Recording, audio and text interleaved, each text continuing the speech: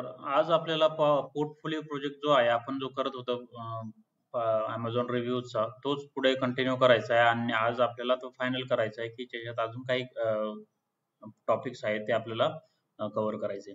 तर साधारणपणे आपण आतापर्यंत बरेचसे ऑपरेशन केले. आता आज आपल्याला 2 गोष्टी बघायच्या आहे. एक तर फ्रिक्वेंट युजर्स मोर वर्बs म्हणजे की काय ते जास्त बोलतात, म्हणजे जे कमेंट वगैरे असतात ते जास्त लिहिलेले असतात किंवा कमी लिहिलेले असतात. आणि दुसरा एक सेंटिमेंट अनालिसिस, पॉझिटिव्ह कमेंट आहे की निगेटिव्ह कमेंट्स आहे. आता सेंटिमेंट अनालिसिस हे एक इम्पॉर्टंट कन्सेप्ट आहे डेटा अनालिसिस मध्ये, आणि सेंटिमेंट अनालिसिस बऱ्याच ठिकाणी यूज केलं जातं. ते कसं करायचं आज ते बघणार आहोत. का आतापर्यंत आपण डेटा रीड केला, त्यानंतर प्रिपेअर केला, क्लिनिंग केला वगैरे, डेटा टाइप चेंज केले वगैरे, आणि त्याच्यानंतर कोणते प्रोडक्ट्स आपण रेकमेंड करू शकतो कोणाला ते पण बघितलं. कोणत्या प्रोडक्टला चांगले रिव्ह्यूज आहेत आणि कोणते प्रोडक्ट जास्त सेल झालेले आहे. अशा पद्धतीचे आपण बरेचसे पॉईंट्स कव्हर केले आतापर्यंत. आणि मग त्यानंतर कोणत्या प्रोडक्टला जास्त रिव्ह्यूज आहे, त्यांचा फ्रिक्वेंट युजर्स कोण आहे, नॉन फ्रिक्वेंट युजर्स कोण आहे, आणि मग त्यांच्यात काय डिफरन्स आहे त्यांच्या बिहेवियरमध्ये, ते कालपर्यंत आपण बघितलं. आता आपल्याला ह्या 2 गोष्टी बघायच्या, एक सेंटिमेंट अनालिसिस आणि फ्रिक्वेंट युजर्स मोर वर्बस आहेत का नाहीत ते बघायचे. तर त्यासाठी आता आपल्याला जो काही डेटा होता आपल्या आतापर्यंत, की जो आपण आतापर्यंत केलेला, आता हे थोडंसं रिकॅप करतो फक्त मी, की काय काय केलेलं आहे, जेणेकरून आपल्याला सर्व गोष्टी क्लिअर होतील.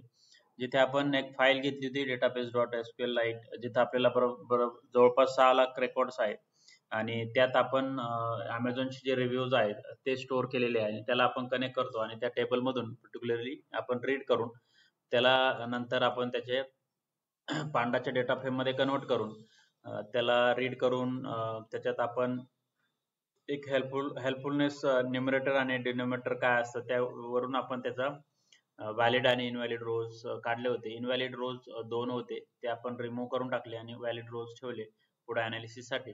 आणि त्यानंतर आपण त्यात मग डुप्लिकेट जे होते ते फाइंड आउट केले. डुप्लिकेट मध्ये user ID, profile name, time आणि टेक्स्ट या 4 कॉलम वरती आपण डुप्लिकेट आहेत का नाही ते बघितले, आणि त्याच्यात आपण मग हे डुप्लिकेट आपण ड्रॉप केले. डुप्लिकेट जेवढे होते तेवढे, बरेचसे डुप्लिकेट होते ते जवळपास ड्रॉप केले विथ द ड्रॉप डुप्लिकेट्सचे फंक्शन्स यूज करून, आणि मग त्याच्यात तो सबसेट पास केला. एवढं झाल्यानंतर आपण मग त्याचा डेटा टाइप चेक केले, सर्वांचे डेटा टाइप चेक केले. बरेचसे डेटा टाइप बरोबर होते. टाइमचा डेटा टाइप हा इंटिजर होता, जो ऍक्च्युली डेट टाइम असायला पाहिजे, मग त्याला आपण कन्वर्ट केलं इथे date time to date time वगैरे, आणि मग त्याच्यात ह्या वॉर्निंग वगैरे इग्नोर केले आपण. तर हे कन्वर्ट केलं. त्याच्यानंतर प्रोफाईल नेम वगैरे हे जे गोष्टी आहेत त्यातले युनिक काढले, युजर आयडी आणि प्रोफाईल नेम होते ते, आणि त्याच्यावरती युजर आयडी फिक्स म्हणजे युनिक असतो, प्रोफाईल नेम डबल असू शकतो, परंतु युजर आयडी म्हणजे किंवा ईमेल आयडी हे एकच असू शकतं. त्यामुळे त्याच्यावरती आपण काय केलं, ॲग्रिगेट केलं. मग त्याच्यात 4 गोष्टी काढल्या. एक समरी काढला, काउंट काढला की किती समरी लिहिलेले आहे एका युजरने, टेक्स्ट किती लिहिलेलं आहे, त्याचा स्कोर काय आहे, त्याचा ॲव्हरेज काढलेला आहे, आणि मग त्याचा प्रोडक्ट आयडीचा काउंट किती प्रोडक्ट आहे. त्यानुसार आपण हे 4 कॉलमचा डेटा इथे असा रिट्रीव्ह केला. आणि मग त्यानंतर आपण याच्यात सॉर्टिंग केलं. हा जो डेटा होता ग्रुपिंग केलेला त्याला आपण सॉर्ट केलं प्रोडक्ट आयडीनी, आणि मग त्यानुसार मग त्याचे जो व्हॅल्यूज आहे ते आलेले आहे की किती काउंट आहे वगैरे. मग हे झाल्यानंतर आपण मग त्याला नाव दिले. हे जे होते हे number of summaries, number of text, average score हे समजण्यासाठी आपण या कॉलमचे नाव चेंज केले, कारण हे नवीन कॉलम क्रिएट झालेले होते, त्याच्यावरती आपण कॅल्क्युलेटेड कॉलम्स आहेत ते.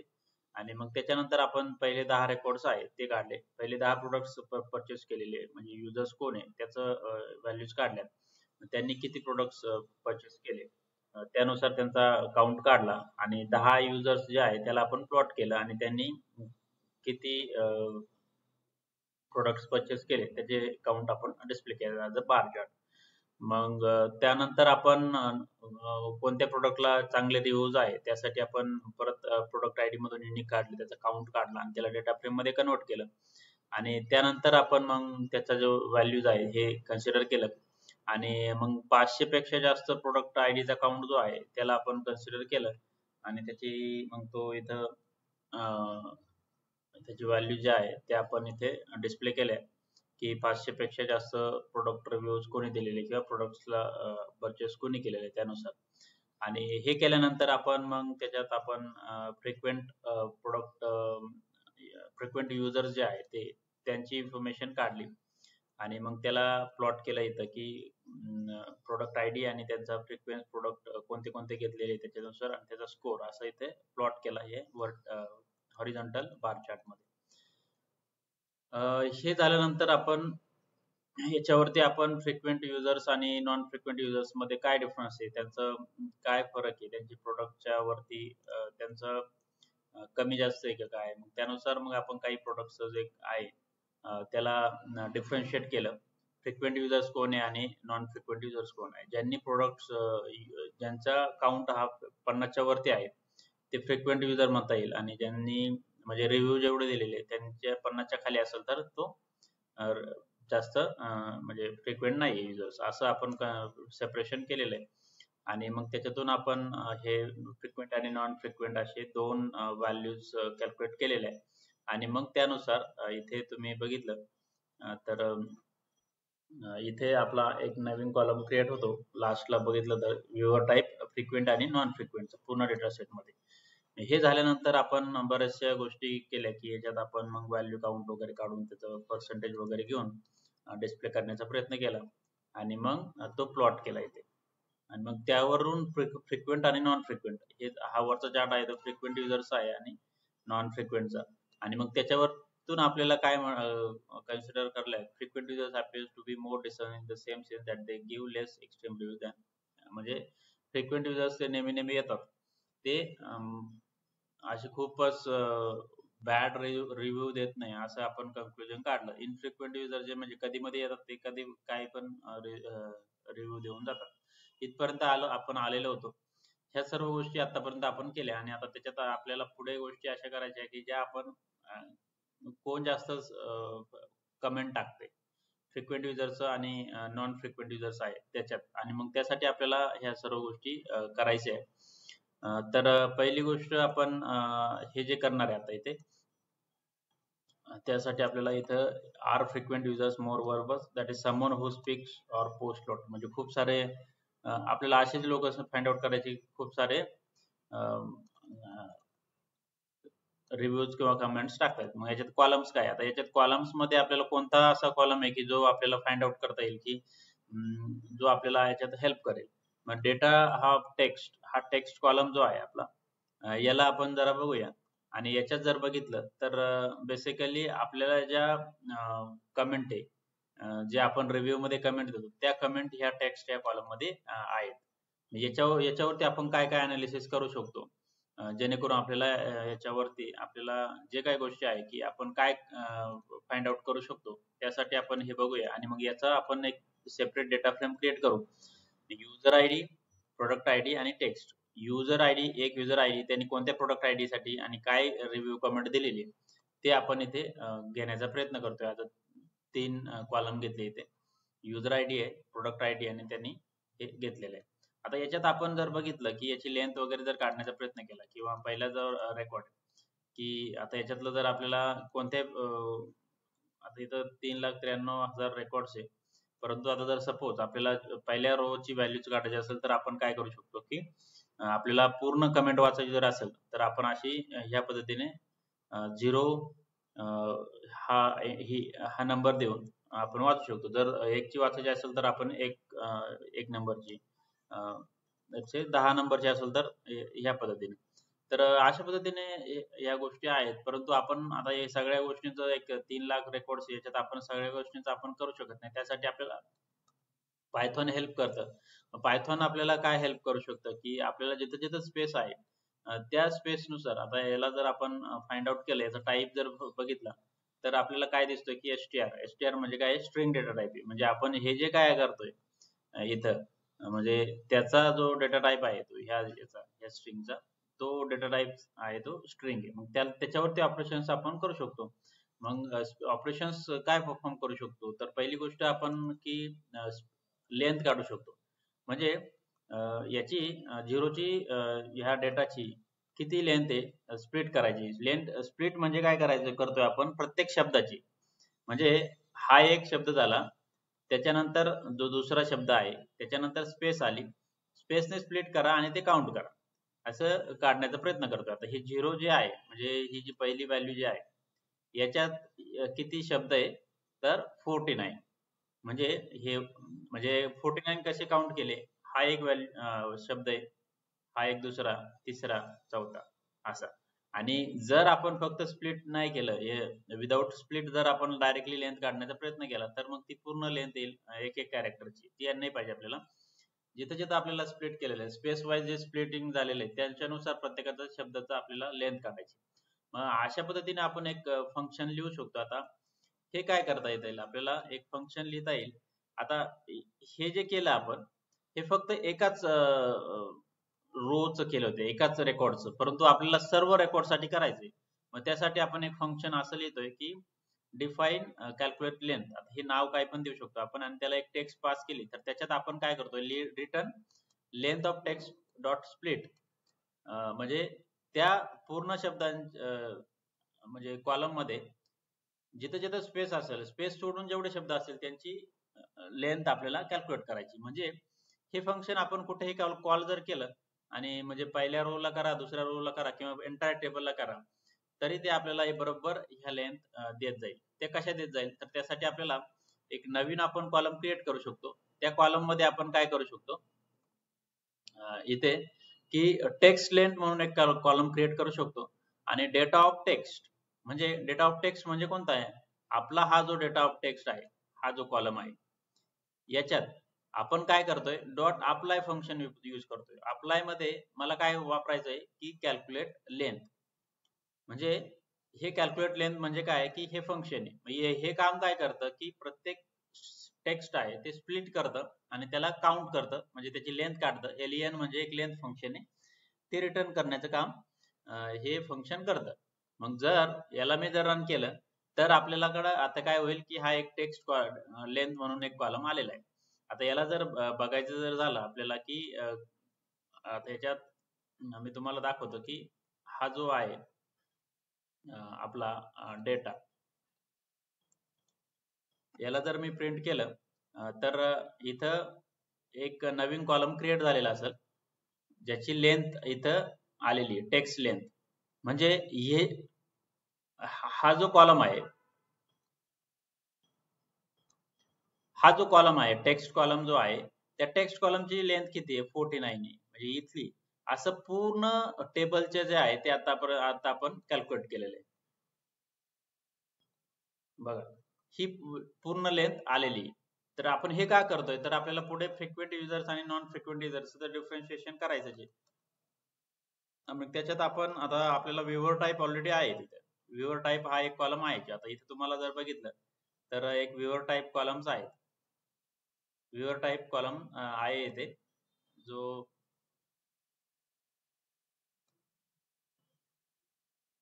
जो इथं तुम्हाला दिसतोय की हा जो व्ह्यूअर टाईप कॉलम आहे, व्ह्यूअर टाईप हा कॉलम आहे आणि त्याची टेक्स्ट लेंथ आहे. तर याच्यात फ्रिक्वेंट आणि नॉट फ्रिक्वेंट युजर्स आहे.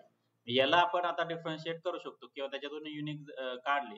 आता आपल्याला माहिती आहे फ्रिक्वेंट व्ह्यूअर टाईप जो आहे त्याच्यात दोनच व्हॅल्यू आहे आपल्या. कोणत्या आहे व्ह्यूअर टाईप मध्ये, नॉट फ्रिक्वेंट आणि फ्रिक्वेंट. मग हे आपल्याला माहिती. मग आता याच्यात आपण काय करू शकतो की आता याला सेपरेट आउट करतो की जिथे आपल्याला नॉट फ्रिक्वेंट डेटा आणि फ्रिक्वेंट डेटा याला आपण काय करतोय की फाइंड आउट केलं आणि याच्यात आता जर प्रिंट केलं फक्त नॉट फ्रिक्वेंट डेटा तर हा जो रिझल्ट आहे तो फक्त नॉट फ्रिक्वेंट डेटावाला आहे. आणि जर हा फ्रिक्वेंट डेटावाला जर प्रिंट केला तर तो काय देईल, फक्त आपलं फ्रिक्वेंट डेटा देईल.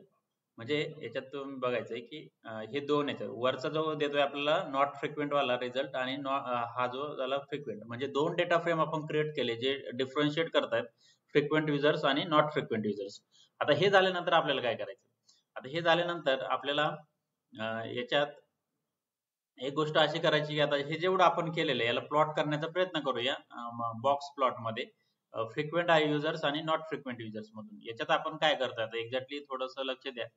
हा कोड मी ऑलरेडी काय घेतोय कारण की एवढं टाईप करणं वगैरे ऐनवेळी शक्य होत नाही, म्हणून मी हे एकदा घेतो आणि त्याच्यात मग तुम्हाला सांगतो की कसं हे केलेलं आहे. तर पहिली फिगर आपण डिफाइन करतो, फिगर PLT डॉट फिगर. आता PLT म्हणजे काय आहे, तर मॅटप्लॉटलिब जी लायब्ररी आपण यूज करतोय ही, त्याचं हे PLT व्हेरिएबल आहे. मग त्याच्यात आपल्याला फिगर क्रिएट करायची. फिगर क्रिएट करतो म्हणजे काय करतो आपण, एक एम्प्टी बॉक्स क्रिएट करतो ज्याच्यात आपल्याला पुढे चार्ट प्लॉट करायचा आहे.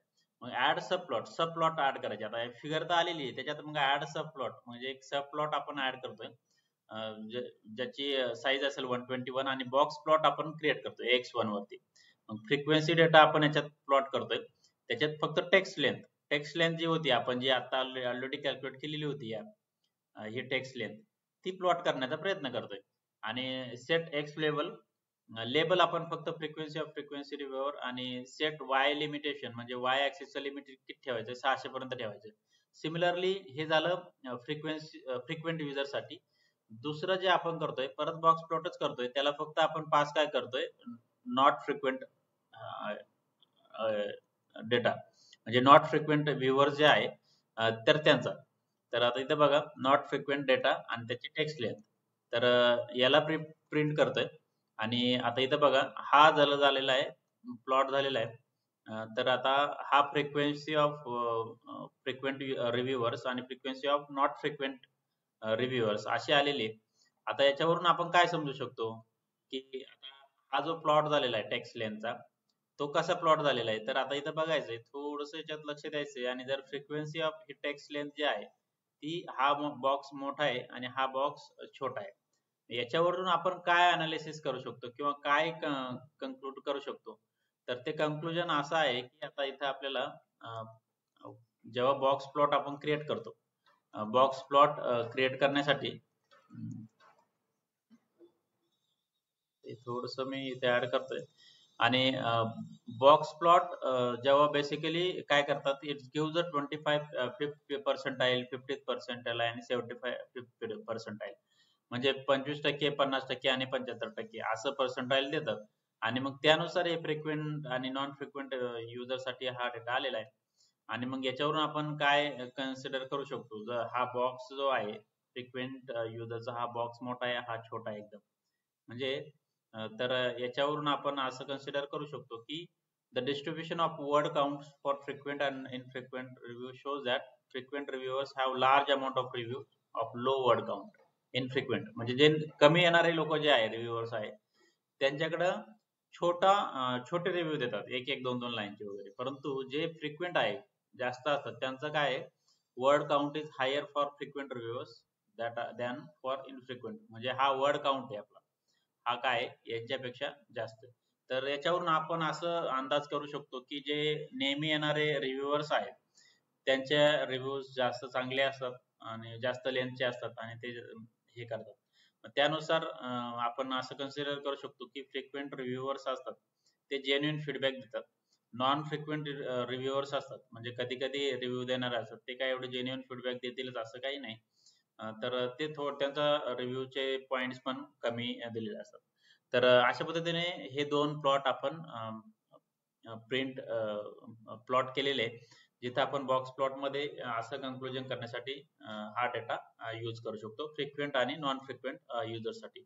आता याच्याकडे थोडंसं परत एकदा रिव्हाइज करतो मी, जेणेकरून तुम्हाला थोडंसं क्लिअर होईल. परत एकदा काय केलं मी, साधारणपणे आपल्याकडे जो डेटा होता त्याच्यात आपल्याकडे टेक्स्ट म्हणून एक कॉलम आहे, ज्याच्यात टेक्स्ट कॉलम मध्ये रिव्ह्यू कमेंट आहेत, अमेझॉनच्या प्रोडक्ट्सवर जे रिव्ह्यू आपण देत होते.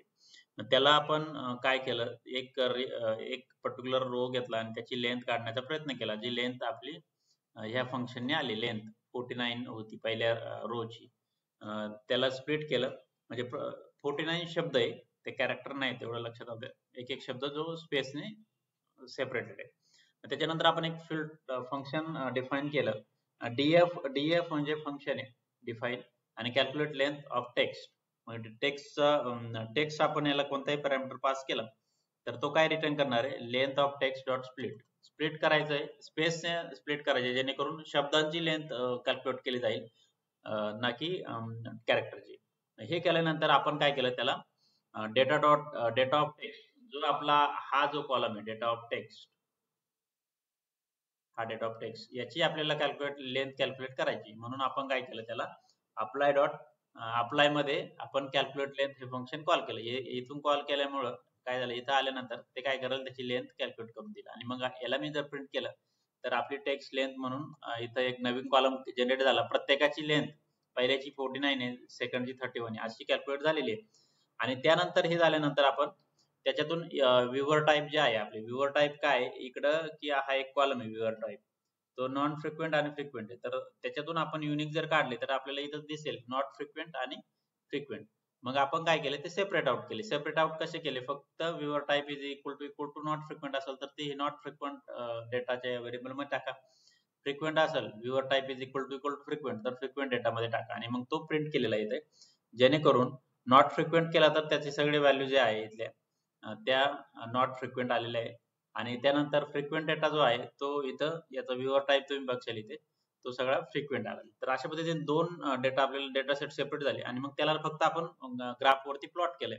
ग्राफ वरती प्लॉट करताना एक सब प्लॉट म्हणून ऍड सब प्लॉट म्हणून एक फंक्शन आहे, जे बॉक्स प्लॉट साठी आपल्याला प्लॉट अरेंज करून देतं. आणि त्याच्यात आपण हे बॉक्स प्लॉट म्हणून एक फंक्शन आहे जे यूज करू शकतो, जेणेकरून बॉक्स प्लॉट टाईप हे आपण डिझाईन करू शकतो. तर याच्यावरून आपण कोणाचा वर्ड काउंट जास्त आहे ते आपण करू शकतो. आणि त्यानुसार आपण काहीतरी कंक्लुजन काढू शकतो की फ्रिक्वेंट युजर जे आहे ते चांगले जेन्युइन रिव्ह्यू देतात किंवा जास्त लेंथचे रिव्ह्यू देतात, वाईल इनफ्रिक्वेंट युजर्स आहेत ते कमी रिव्ह्यूज देतात, कमी लेंथचे.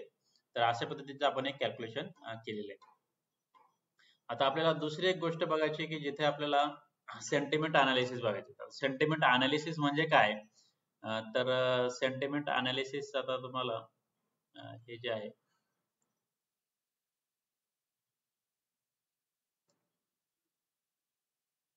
आता सेंटिमेंट अनालिसिस, आता याला मी थोडं मार्क डाऊन करतो, तुम्हाला याचं माहित असेल की कसं करतात.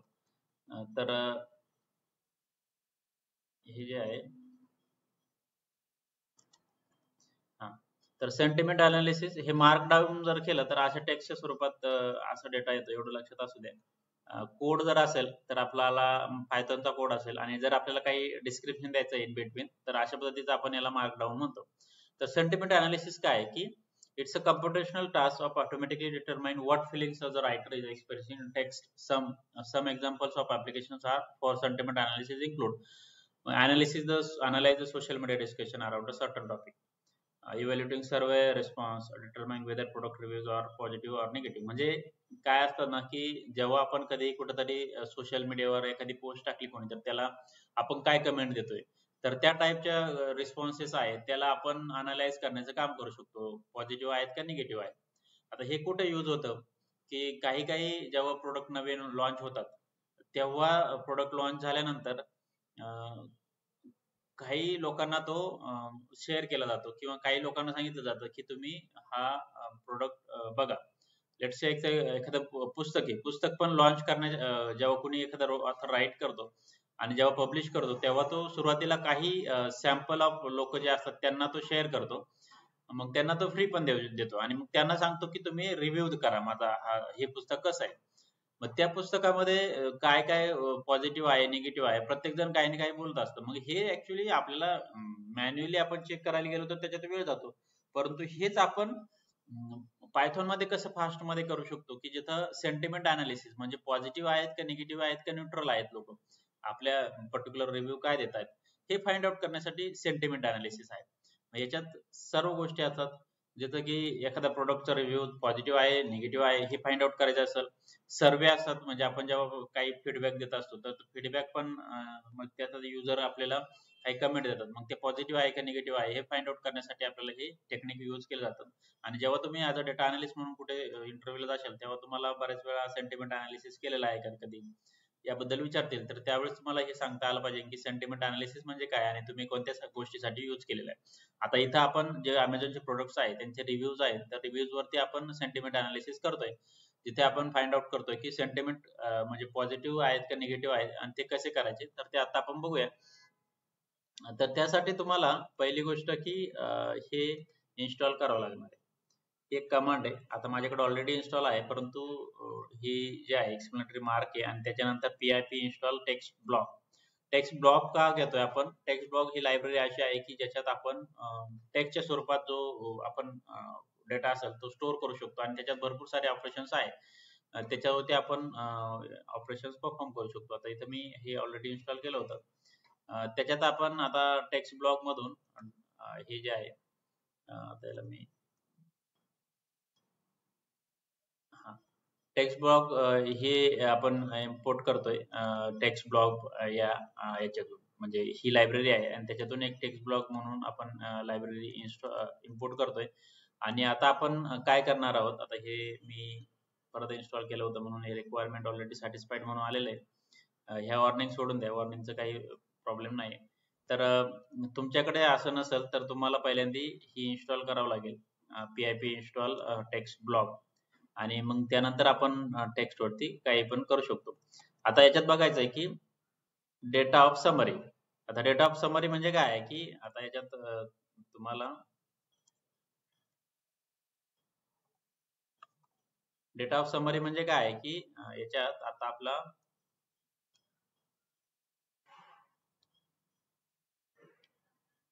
हा जो समरीचा कॉलम आहे त्याच्यात टायटल असतं, मग ते काय पॉझिटिव्ह आहे का निगेटिव्ह आहे ते फाइंड आउट करायचं आहे आपल्याला.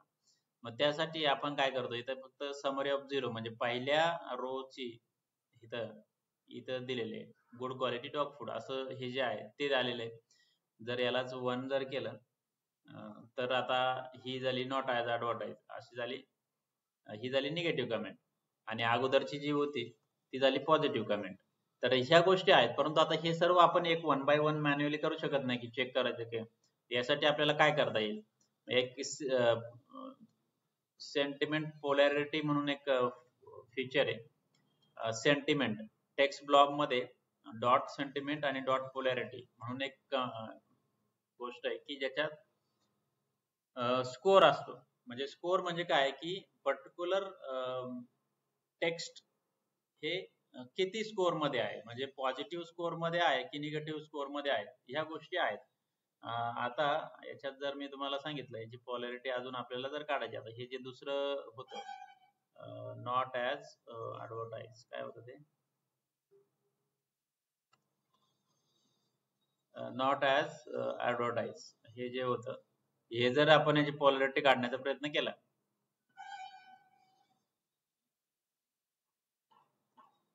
तर बघा 0-0 आलेली आहे. कारण काय आहे, हे पूर्ण निगेटिव्ह कमेंट आहे. तर अशा पद्धतीने हे पॉलॅरिटी फंक्शन आहे, पॉलॅरिटी फाइंड आउट करण्याचं काम हे फंक्शन जे आहे टेक्स्ट ब्लॉक या लायब्ररीतून सेंटिमेंट डॉट पोलॅरिटी हे काढण्याचं काम करतं. आता डेटा डॉट शेप म्हणजे काय की आपल्याकडे किती रेकॉर्ड आहे ते आपण चेक करतोय, आणि फक्त आपल्याला नंबर ऑफ रेकॉर्ड्स किती आहे, नंबर ऑफ कॉलम्स किती, 12 कॉलम्स आहेत. आता आपण काय करू शकतो की एक सॅम्पल डेटा घेऊ शकतो. आता सर्वचे सर्व डेटा घेण्यापेक्षा आपण सॅम्पल डेटा घेऊ शकतो की तिथे आपण त्याच्यावरून आपण डिसाईड करू शकतो की हा पॉझिटिव्ह बोलतात की निगेटिव्ह बोलतात. आता आपला जवळपास हा 50,000चा रेकॉर्ड आहे जे आपण घेण्याचा प्रयत्न करतोय, आणि त्याच्यावरती आपण ही पोलॅरिटी वगैरे फाइंड आउट करू शकतो, आणि मग तिथे आपण ठरवूया की कसं आपण पोलॅरिटी वगैरे यूज करून हे यूज करू शकतो, फाइंड आउट करू शकतो. आता इथं पोलॅरिटी जेव्हा म्हणतो आपण, तर पोलॅरिटी तुम्हाला ही कन्सेप्ट लक्षात असू द्या की जिथे पोलॅरिटी असेल की 0.7 जिथं पर्सेंटेज आले म्हणजे ही पॉझिटिव्ह जवळपास आहे, आणि 0-0 म्हणजे ही निगेटिव्ह कमेंट आहे. अशा पद्धतीने ही पोलॅरिटी कॅल्क्युलेट करण्याचं काम करतं. आपण पोलॅरिटी कॅल्क्युलेट करण्यासाठी एक एम्प्टी अरे घेतोय आणि त्याच्यात आपण for text in sample of summary असं आपण पास करतोय. सॅम्पल ऑफ समरी म्हणजे किती, की जे आपले 50,000चे हे जे आहे 50,000 रेकॉर्ड्स आहेत त्याची आपण याला पास करतोय, आणि ट्राय काय करायचं आपल्याला, पोलॅरिटी डॉट अपेंड. अपेंड म्हणजे काय करतोय की जी पोलॅरिटी आहे टेक्स्ट आता हे सेंटिमेंट पोलॅरिटी जे वरती आपण फंक्शन यूज केलं तेच आहे, ते आपण पोलॅरिटी मध्ये अपेंड करतोय, आणि मग त्याला आपण काय करणार, याच्यात आपण ट्राय करणार. जर एक्सेप्शन असेल म्हणजे की आपल्याला ही व्हॅल्यू भेटली नाही समरी मध्ये तर 0 अपेंड करायचे, म्हणजे काही टेक्स्ट जर एम्प्टी असेल तर 0 अपेंड करायचे. तर हे केल्यानंतर आता आपल्याला पुढे काय करायचं की याची लेंथ ऑफ पोलॅरिटी आपण जर फाइंड आउट केली. आता पोलॅरिटी म्हणजे हे बघा, ही पोलॅरिटी आलेली आहे आणि याची लेंथ फाइंड आउट जर केली तर आपल्याला याची आपण किती घेतलं होतं, सॅम्पल डेटा जो होता 50,000चा होता, त्यानुसार याची लेंथ जी आहे ती 50,000 येईल. आता हे रन होत आहे कारण हे पूर्ण रन होऊन याच्यात त्याला फाइंड आउट करायचंय. तर त्यासाठी हे 50,000 रेकॉर्ड्स आलेले. आता याच्यात आपण सॅम्पल ऑफ पोलॅरिटी जर फाइंड आउट जर केले आणि जर आपण याला असाइन केला तर सॅम्पल ऑफ पोलॅरिटी म्हणजे सॅम्पल ऑफ पोलॅरिटी म्हणजे एक नवीन कॉलम आपण याच्यात क्रिएट केलतो आपल्या डेटा सेट मध्ये आणि त्याला ही जी पोलॅरिटी आहे एवढं सर्व केलेलं ती असाइन करतोय. आणि मग आता सॅम्पल डॉट हेड जर केलं म्हणजे फक्त पहिले 5 रेकॉर्ड घेतोय मी आता इथे प्रिंट करतोय आणि जर याला मी इथं बघितलं तर आता तुम्ही बघायचं आहे की ही जी पोलॅरिटी आलेली ना 0.7 आलेली हे बघा इथं नॉट किंवा not frequent not as advertise असे जे आहे 0 आलेले काही ठिकाणी 0.8 आलेले जिथं ग्रेट वगैरे असं लिहिलेलं आहे. तर अशा पद्धतीने ही पोलॅरिटी आलेली ही किती असेल पूर्ण 50,000 रेकॉर्ड साठी आलेली ही पोलॅरिटी आपण कॅल्क्युलेट केलेली. आणि मग कॅल्क्युलेट केल्यानंतर आता आपण याच्यात एक काम करू शकतो की जी 0 पेक्षा जास्त आणि कमी आहे 0 पेक्षा कमी आहे ती काय निगेटिव्ह पोलॅरिटी आहे आणि 0 पेक्षा जास्त पोलॅरिटी आहे ती पॉझिटिव्ह पोलॅरिटी आपण असं त्याला म्हणू शकतो.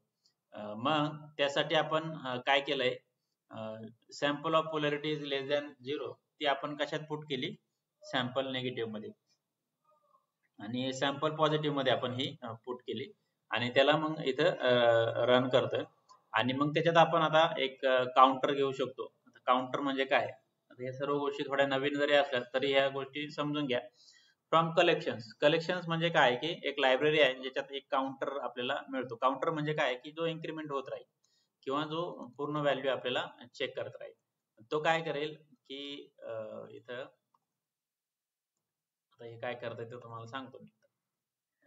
Counter of sample of negative summary dot most common of 10 म्हणजे याच्यात मोस्ट कॉमन काय आहे निगेटिव्ह मध्ये तर त्याच्यातून त्याचे 10 म्हणजे 10 कॅरेक्टर्स असलेले किंवा 10 टाईपचे जे शब्द असतील ते आपण इथे डिस्प्ले करण्याचा प्रयत्न करूया असं ते म्हणतंय. काउंटर हे फंक्शन आहे त्याच्यात आपण सॅम्पल निगेटिव्ह ऑफ समरी म्हणजे सॅम्पल निगेटिव्ह म्हणजे हे समरीचा जो डेटा आहे तो डॉट मोस्ट कॉमन याच्यात मोस्ट कॉमन काय आलेलं आहे ते शब्द इथं डिस्प्ले करायचे.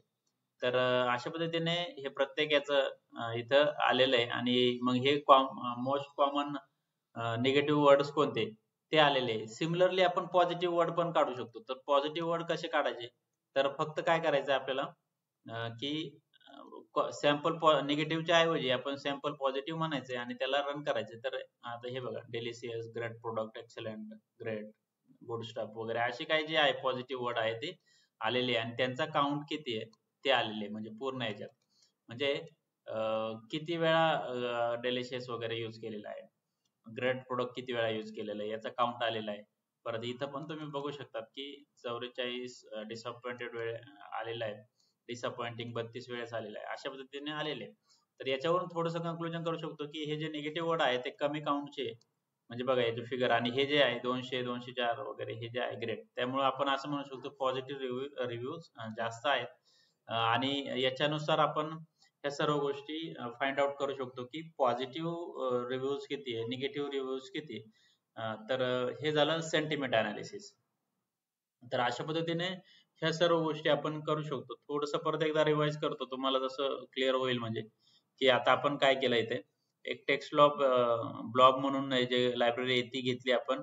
ती तुमच्याकडे नसेल तर तुम्हाला PIP इन्स्टॉल टेक्स्ट ब्लॉब हे करावं लागेल आणि त्यानंतर मग तुम्ही डेटा ऑफ समरी ऑफ 1 किंवा 0 आपण कोणत्या ह्याच्यात घेऊ शकतो आणि त्यानंतर एक text blog dot sentiment dot polarity हे स्कोअर फाइंड आउट करण्याचं काम करतं पॉझिटिव्ह निगेटिव्हिटीचं आणि हे इंटरनली पायथॉनने डेव्हलप करून दिलेले आहे सेंटिमेंट लायब्ररी ती आपल्याला फक्त यूज करायची आणि त्यानंतर आपण मग सॅम्पल ऑफ डेटा 50,000चा डेटा घेतला आणि त्याच्यात आपण पोलॅरिटीचं जे फंक्शन्स आहे ते यूज केलं आणि पोलॅरिटी डॉट अपेंड हे फंक्शन यूज करून त्याची एक पोलॅरिटी व्हेरिएबल मध्ये घेतलं आणि हे पोलॅरिटी व्हेरिएबल आपण एका डेटा फ्रेम मध्ये डेटा फ्रेमच्या कॉलम मध्ये सॅम्पल आपला जो डेटा फ्रेम आहे त्याच्यात कॉलम मध्ये टाकला आणि मग त्याच्यानुसार प्रत्येकाची ही पोलॅरिटी आलेली आहे. इथं राईट साईडला तुम्ही बघू शकता 0.7 0.00 जे दिसत आहेत ते अशा पद्धतीने आलेली आहे. मग त्याच्यातून आपण फक्त सेपरेट आउट काय केलं जे निगेटिव्ह पोलॅरिटी आहे ती लेस दॅन 0 असेल तर निगेटिव्ह आहे, ग्रेटर दॅन 0 असेल तर पॉझिटिव्ह आहे. आणि मग त्यानंतर आपण फक्त काय केलं, काउंट करण्याचं काम केलं की त्या पर्टिक्युलर टेक्स्ट कॉलम मध्ये किती वेळा हे पर्टिक्युलर निगेटिव्ह वर्ड आलेले आहे आणि किती वेळा पॉझिटिव्ह वर्ड्स आलेले आहेत, आणि त्यानुसार आपण हे रिझल्ट डिस्प्ले केले. याच्यावरून आपल्याला सेंटिमेंट्स म्हणजे पॉझिटिव्ह सेंटिमेंट कोणते, निगेटिव्ह सेंटिमेंट काय, तर ते फाइंड आउट होतात. आणि त्यानुसार आपण याच्यावरून काही कन्क्लुजन्स काढू शकतो की रिव्ह्यू बद्दल, प्रोडक्ट कसा आहे, प्रोडक्ट चांगला आहे का, किती लोक वाईट बोलताय का प्रोडक्ट बद्दल, किती लोक चांगले बोलतायत. अशा पद्धतीने आपण ही इन्फॉर्मेशन काढू शकतो. तर अशा पद्धतीने हा एक पूर्ण प्रोजेक्ट मी घेण्याचा प्रयत्न केला आहे. जवळपास रिअल टाइम प्रोजेक्ट्स आहे त्या टाईपचा आहे. रिव्ह्यू अनालिसिस अमेझॉनचे प्रोडक्ट्स असतील त्याच्यावरती आपण ह्या सर्व गोष्टी केलेल्या आहेत. आणि ह्या गोष्टी तुम्ही ट्राय करायचा आहे, हा प्रोजेक्ट पूर्ण ट्राय करायचा आहे, जेणेकरून तुम्हाला या सर्व गोष्टी क्लिअर होतील. इथे काही क्वेश्चन्स असतील तर विचारू शकता.